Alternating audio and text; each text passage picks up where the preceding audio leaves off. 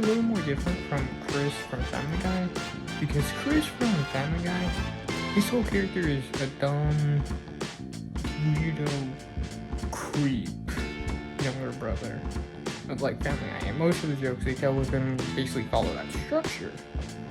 But with Cleveland Jr., most of the jokes is he's this like fat, kind of childish kid, and it's a little more different. It doesn't really add much in like the comedy sense, and he's not really that interesting.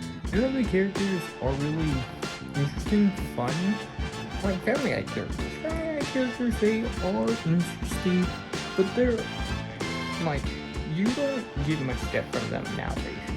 But back in the early seasons, you got a lot of depth from Peter, Lois, Brian, because back in those days it was more about the family. So we have these characters that we attached to because of the earlier seasons and some of the later seasons, and they still give them like focus episodes and stuff to really highlight moments of their characters. But what I feel about the Cleveland show, before I go all in on it, these are just my general thoughts before the whole I talk about it, is it doesn't try to really be anything other than Family Guy with a different shade. Like, there are differences with characters like Cleveland and Rover, like abandoning him and his father being,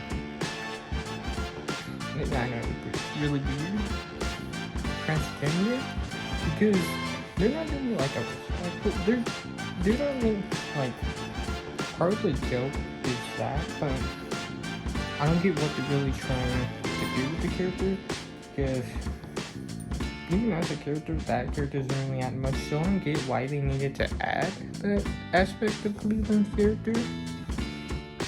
Like, I like in the first episode, we see how he always had this thing for Donna, and they were like friends, but it was always because of Jerome and they never got together. I think that's more interesting and gives more to his character than both the other episodes. And they do give insight into his character, but he's the only character that gets real insight for most of the first season. Like, the only like interesting things that we get from any other character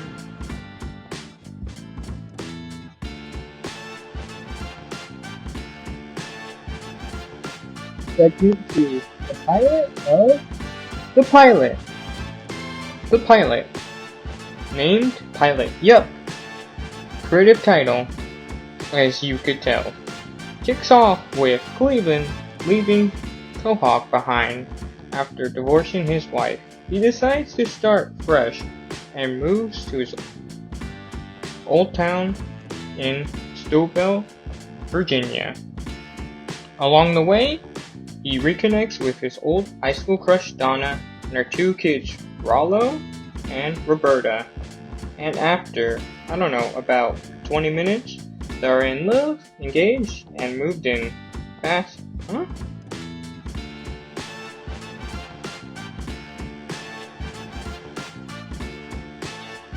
Second to the pilot of The Pilot. The Pilot.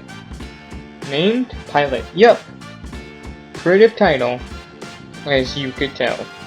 Kicks off with Cleveland leaving Quahog behind after divorcing his wife. He decides to start fresh and moves to his old town in Steubenville, Virginia.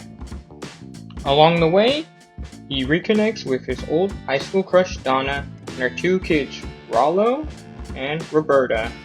And after, about 20 minutes, they're in love, engaged, and moved in fast. Huh? Segment 3. The new cast of characters. So let's talk about characters. Instead of Peter, Lois, and Stewie, we now have Donna, the no-nonsense love interest, with more personality than Cleveland sometimes, to be honest. Rollo, a tiny clone of Stewie with major attitude. I'm gonna like the way I And look. that's most of I his character guarantee most of it. the time. Pretty much all the time. and Roberta, the teenage daughter who honestly got less screen time as the show went on. Weird. Like, you thought they'd make her more of a focal point, but they don't. And Cleveland Jr. Wait, not the hyperactive kid we remember from Family Guy. Yep, he's completely different now. He changed his personality from a hyperactive kid to a slow-talking chubby nerd. Bold move, I guess. Segment 4. The humor. Did it work? Alright, let's be real. The Cleveland show was always in Family Guy's shadow. It's an honest truth of the show. But the humor in the pilot was actually funny. It had its moments, but a lot of the jokes felt, well, like Family Guy leftovers. Okay, yeah, they're still using that joke. Segment 5, the final verdict. Did the pilot hold up? Kinda. It did its job introducing the new cast, but the pacing was super fast and some of the jokes just didn't land. But hey, it set up a foundation for what became a 4-season run. So at least accomplished something and was able to stick around longer than some spin-offs. Some spin-offs don't even get released or get past the pilot. It was able to do something some pilots or some spin-offs can't.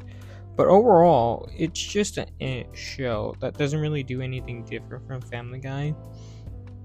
And just didn't really make anything special.